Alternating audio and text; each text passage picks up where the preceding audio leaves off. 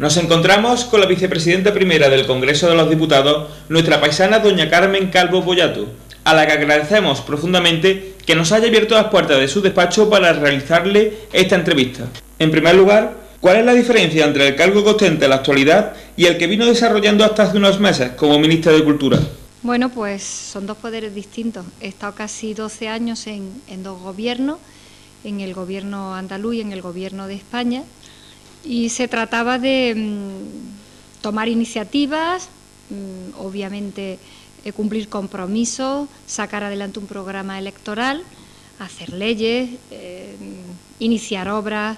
representar a los ciudadanos en muchos actos, pero esto es el poder legislativo. Y aquí es donde se produce el debate de la política de este país, aquí es donde está el espectro ideológico que conforma la democracia española, que estamos todos los partidos políticos que concurrimos a las urnas y los grandes debates están todos aquí. Yo antes hacía solo política cultural y ahora pues aquí tengo los documentos de la mesa esta tarde donde vamos a ver las leyes que se van a poder tramitar, las que no, los escritos, las preguntas que se le van a hacer al Gobierno, las interpelaciones, y digamos que estoy más en todos los ámbitos de la política y en el debate mucho más intenso de unos partidos y de otros partidos en relación al mío. Estoy muy contenta de haber sido ministra de España. Estoy contentísima porque creo que es un honor muy grande para cualquier demócrata y desde luego para mí y para mí además como mujer, ¿no? He cubierto prácticamente el programa electoral que me entregaron los ciudadanos y que me entregó el presidente del Gobierno para hacerme ministra. He hecho 5 leyes. He terminado el Museo del Prado, que el grueso de la obra del Museo del Prado me tocó hacerlo a mí como ministra, sin ir más lejos. Así que he cubierto todo lo que a mí me habían entregado como compromiso los ciudadanos. Lo que quedan en estos meses pues es el final de algunas obras, algunos elementos últimos que quedaban, pero yo he hecho la legislatura y me siento además mucho más contenta por haberla hecho y por haberla cubierto que casi por todos los honores que pueda llevar un cargo. ¿Cómo se desarrolla una sesión de trabajo en esta casa? Pues venimos muy temprano porque hay que hacer muchas reuniones internas que los ciudadanos no las ven. Los ciudadanos suelen ver los debates en el Pleno y los rifirrafes políticos, ¿no? Eso lo suelen ver los ciudadanos, pero los ciudadanos no saben que esta casa es la sede de la soberanía de todos los españoles, es decir, es el lugar políticamente más importante de nuestra Constitución y de nuestra vida democrática. Y aquí hay desde primera hora de la mañana que saber cuál es el trabajo de toda esa semana, empezando por los lunes, repartir los tiempos, que todas las comisiones funcionen, que funcionen los repartos en la Junta de Portavoces y lo que la gente ve, que suele ser el momento del Pleno. Para un especialista en Derecho Constitucional, tras su paso por el Ejecutivo, ¿qué supone estar en el Legislativo? Hay francamente diferencias, muchas diferencias, y yo he tenido también la inmensa suerte en mi vida de poder haber estado durante muchos años estudiando, haciendo una tesis doctoral, preparando unas oposiciones, explicando en clase y luego he podido ver cómo funciona un gobierno y cómo funciona el Congreso de los Diputados. ¿Cuál es el plan de trabajo previsto para los últimos meses de la legislatura? Tremendo, tremendo. Aquí en la Cámara hay ahora mismo 29 leyes para terminar y los presupuestos generales del Estado que los empezamos a debatir mañana a las 9 de la mañana. La ley de presupuestos, que es la gran ley para todo el año, porque es la ley donde están en cifras lo que de verdad un gobierno va a hacer, es muy complicada de tramitar y de debatir, y el resto de las 29 leyes, pues algunas de ellas van a ser leyes muy importantes, pero también muy complejas desde el punto de vista político, empezando, por ejemplo, por la ley de la memoria histórica, pero va a tener que dar tiempo porque vamos a tener que cerrar una legislatura muy importante donde el Gobierno ha hecho muchas leyes, donde ha habido mucho trabajo en las cámaras y donde realmente se van a cumplir casi todos los compromisos importantes. Hablando de la ley de la memoria histórica, ¿cuáles eran las aportaciones fundamentales al panorama sociocultural y realmente era necesaria su realización? Yo como ministra hice una contribución a esa ley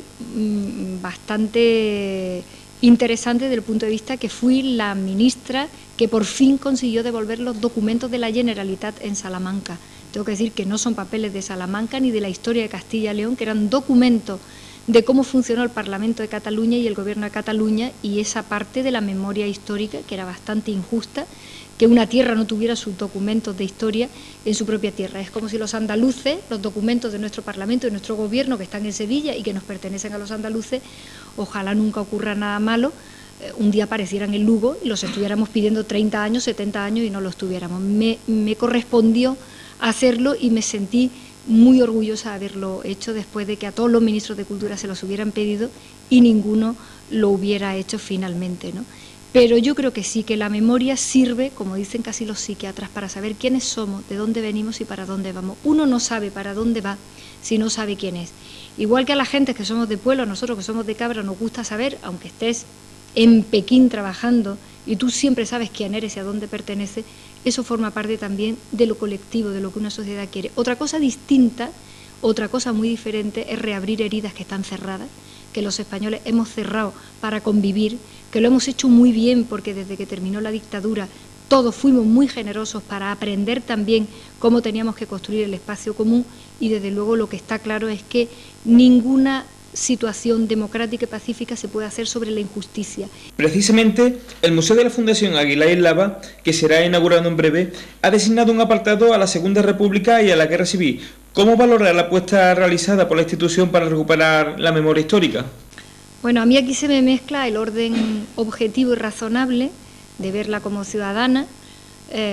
como veo cualquier lugar histórico que se proteja, que se ponga en valor, que se le explique a quienes les pertenecen, y por otro lado el inmenso cariño que yo le tengo a mi instituto, porque yo fui alumna de ese instituto, a esas aulas, a los tesoros históricos que tiene el Instituto de Cabra, al orgullo que nos produce a la gente de Cabra. Yo casi no hay una comida en la que no diga es que el instituto de mi pueblo tiene más de 300 años, ¿no? Entonces a mí ahí se me mezclan un poco también los sentimientos. Cuando estuve en la Consejería de Cultura y luego de ministra he procurado echar una mano y agradecerle a la gente que ahí desde el patronato ha sido capaz de mantener una antorcha viva para que la gente de Cabra sepamos el extraordinario patrimonio y la raigambre histórica tan importante que hay en esta institución, que no la tiene casi nadie, desde luego no la tiene ningún pueblo, y que ahora la hayamos puesto al día, modernizada, para poder divulgarle, para poder contarnos las cosas. Pues un pueblo como el nuestro, que tiene tantos personajes importantes, los tenemos que recordar, tenemos que conocerlos, nos tenemos que sentir a gusto con esa historia, se la tenemos que dejar a nuestros hijos y a nuestros nietos y se la tenemos que contar a quienes vengan a visitarnos. Así que a mí me parece que esto ha sido un acierto absoluto. En otro orden de cosas, ¿cómo valoraría el panorama político de Cabrense tras las elecciones del pasado mes de mayo? Lo bueno que tiene la democracia es que no tiene vuelta de hoja, que es lo que los ciudadanos quieren, punto. Los votos se cuentan